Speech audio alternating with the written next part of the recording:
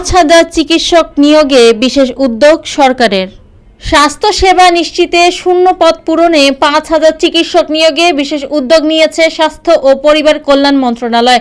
গতকাল রোববার রাজধানীর ওসমানী স্মৃতি মিলনায়তনে জেলা প্রশাসক ডিসি সম্মেলনের প্রথম দিনের দ্বিতীয় কার্য অধিবেশন শেষে প্রধান উপদেষ্টার বিশেষ সহকারী প্রতিমন্ত্রী অধ্যাপক মোহাম্মদ সাইদুর রহমান সাংবাদিকদের এ তথ্য জানান।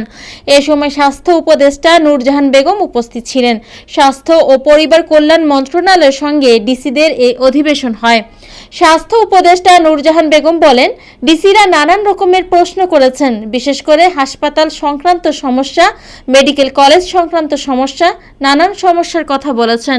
সেই সমস্যাগুলো সম্পর্কে আমরা জানি, আমরা চেষ্টাও করছি সেগুলো অ্যাড্রেস করার জন্য। আমাদের মনে হচ্ছে বিভিন্ন রোগের প্রতিরোধমূলক কিছু করা উচিত, যেমন উচ্চ রক্তচাপ, ডায়াবেটিস হচ্ছে, এর কারণগুলো কি, এগুলোর জন্য আমরা কি পদক্ষেপ নিতে পারি, মানুষের মধ্যে সচেতনতা বাড়াতে কি করতে পারি। ছোট ছোট বাচ্চা এখন সিগারেটে অভ্যস্ত হয়ে যাচ্ছে, এগুলো নিয়ে আমরা সচেতনতা বাড়াতে পারি। অনেক ক্ষেত্রে আমাদের আইন আছে, কিন্তু আইনের প্রয়োগটা নেই। বিশেষ সহকারী অধ্যাপক মোহাম্মদ সাইদুর রহমান বলেন, তাদের ডিসি দিক থেকে যেসব ইনপুট এসেছে সেগুলোর মধ্যে রয়েছে কিন্তু কিছু জায়গায় অসঙ্গতি, যেমন জনবলের অভাব রয়েছে, অবকাঠামো তৈরি হয়ে আছে, সেগুলো ফাংশনাল করা যাচ্ছে না। এই সমস্যাগুলোর কথা তারা বলছেন। কোথাও 500 শয্যার জায়গায় 1,200 রোগী থাকছে, কোথাও কোথাও ইনস্টিটিউট অফ হেলথ টেকনোলজি এগুলোর প্রতিষ্ঠা করার চাহিদা রয়েছে বা এগুলো কার্যকর করার জন্য বলছেন। তিনি বলেন, বিভিন্ন ধরনের বেআইনি হাসপাতাল ও ক্লিনিক রয়েছে।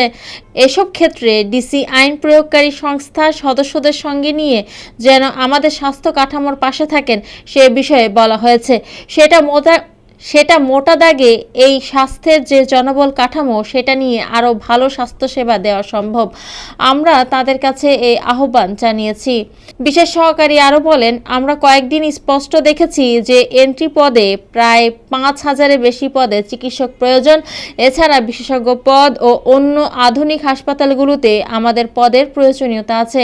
পদ সৃষ্টি এবং এর আর্থিক সংশ্লেষ একটি দীর্ঘ প্রক্রিয়া।